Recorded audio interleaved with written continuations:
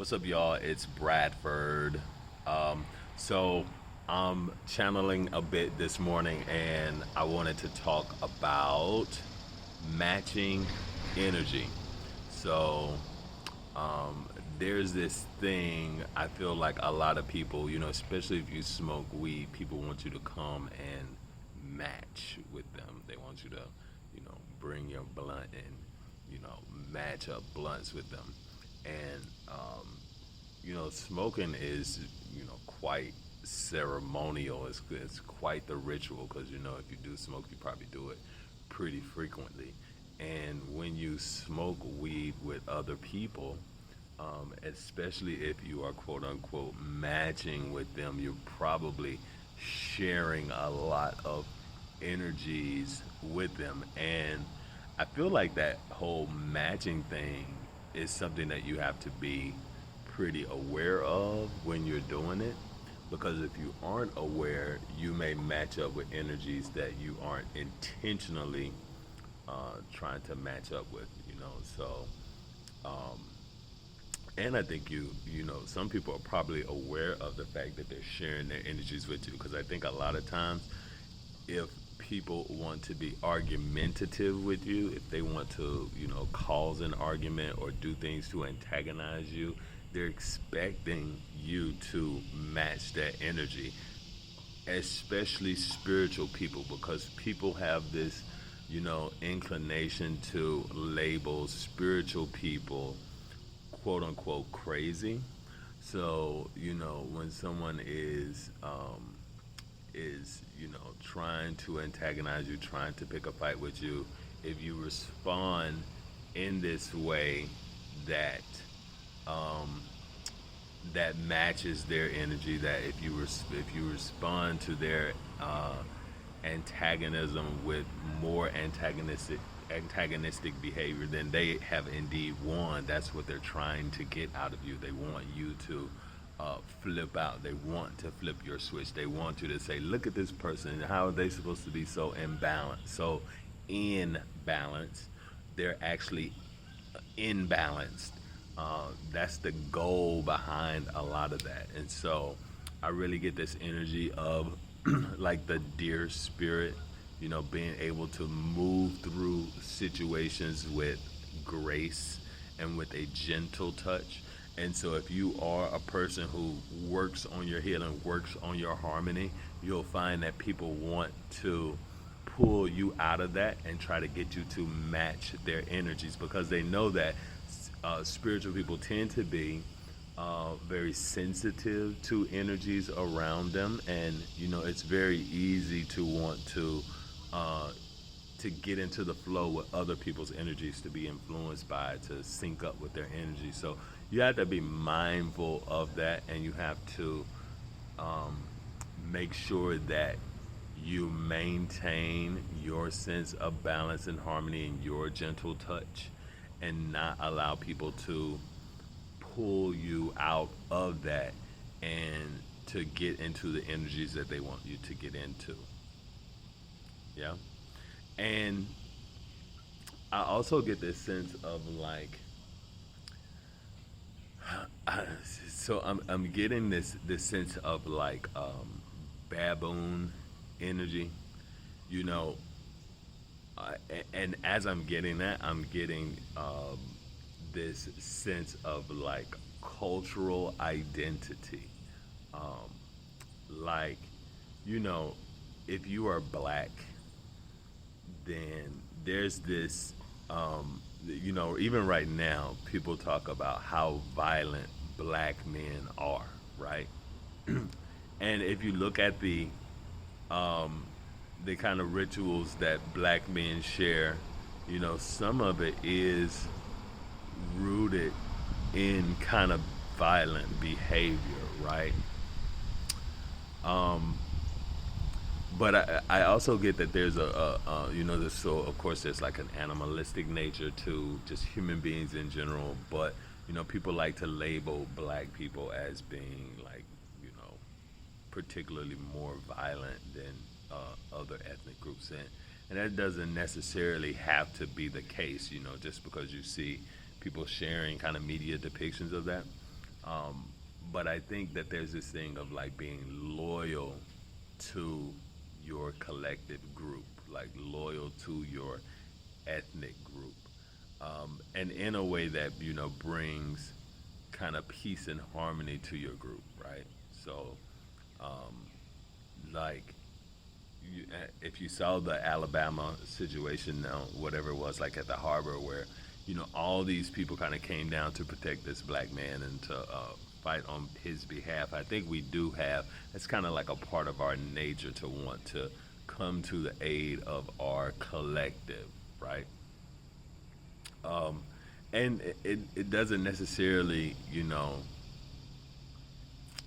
I don't know. It doesn't necessarily mean that violence is the answer all the time, but we tend to be want to be fierce when it comes to our loyalty, right?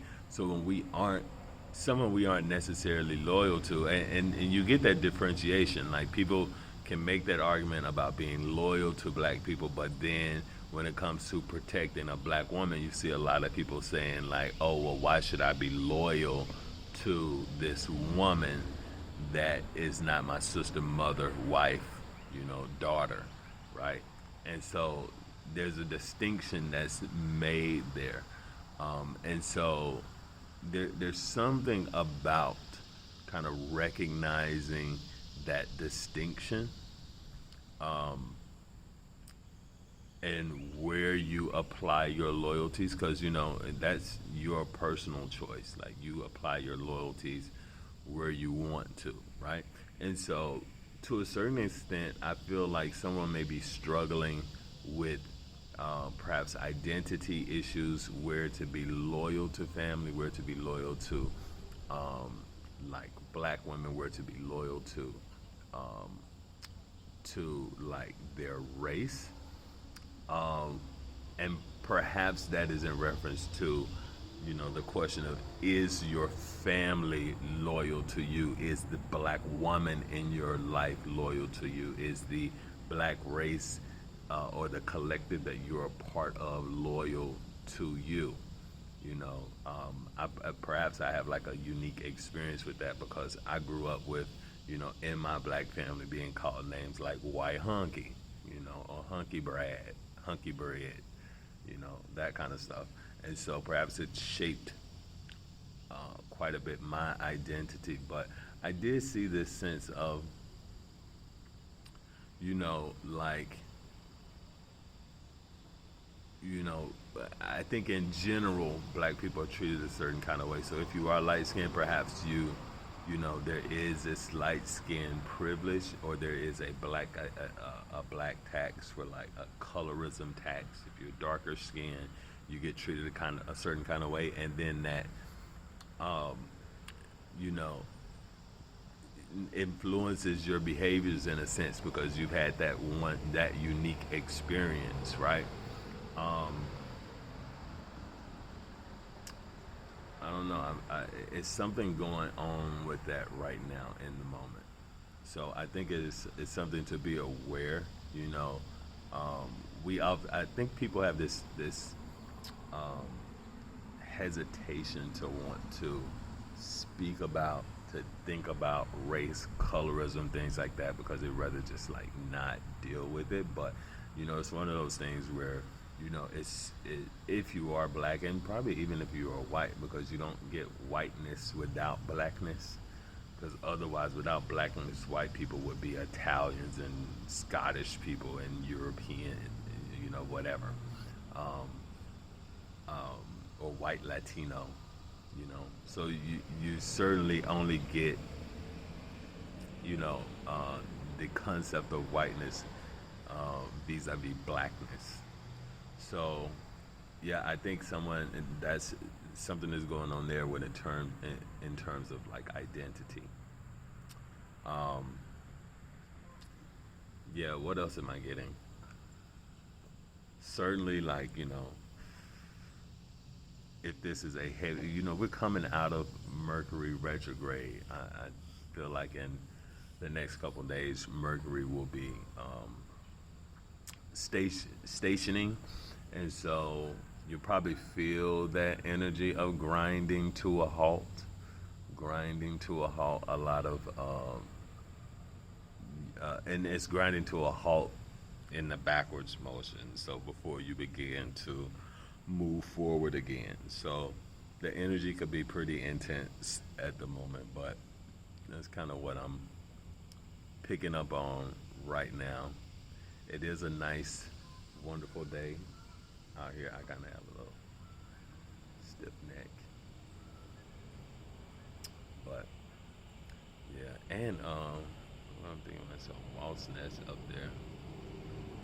Um, I don't know. I have to look up Walt's Spirit too.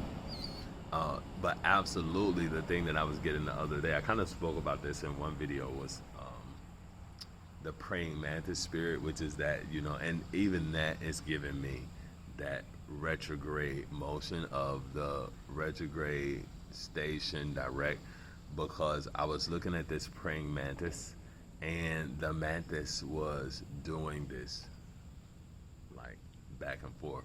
And this was one that was very, very camouflaged. So it was like the color of the concrete, the cement, but it was doing this back and forth motion, which is a camouflage of sorts. But it allows it to attack its prey. The other thing is that, a lot of people make a lot of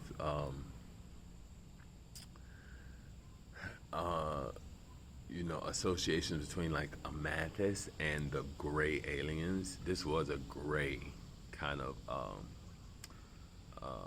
a gray mantis that I saw, and it turned its head around to look up at me, which is so interesting to see that kind of like personification on an insect, right? And I guess because the movement is so slow, it's very reminiscent of like human behavior, because other insects probably can move their head, but they move it very quickly, like a fly is kind of like that. But this thing kind of moves like this. And I was looking at the I don't know, it was a news story on like eye crimes or caught on camera or something like that, and it was about that family that said they saw those 9-10 foot tall grays like in Las Vegas, and one of the guys drew them, and the head that he drew on there kind of had like the antenna thing going on, like the eyes off to the side or something like that. Very much looked like the head of a mantis. And I don't know, there's something about that, something about that mantis energy, and perhaps that like wobbling. I actually think like, there's another case when someone was saying they saw, this was like the Zimbabwe case when all those school children saw those aliens come land and get out of the craft, and they were saying that one appeared to be running in space in a circle, kind of doing like a particular like movement or something like that. And perhaps I don't know, perhaps that is something about like a camouflage of sorts, like whatever that movement is involves like this ability to camouflage. I think even the crabs, like the movement of the crab probably has a lot to do with like its ability to camouflage, because that's just, camouflage is something that has evolved. And so if it evolved, with life here, it's highly likely that any other life, just like any other life, has evolved eyes. It probably have evolved ability to camouflage. So perhaps someone needs to camouflage a bit. Like what's going on with that camouflage? Like it's certainly attached to a war tactic, and the ability to hunt. So perhaps that may be some insight into alien agenda. Is that if they have camouflage, that hunting is somehow involved with that. But anyway, it's LeBrad. I'll holla.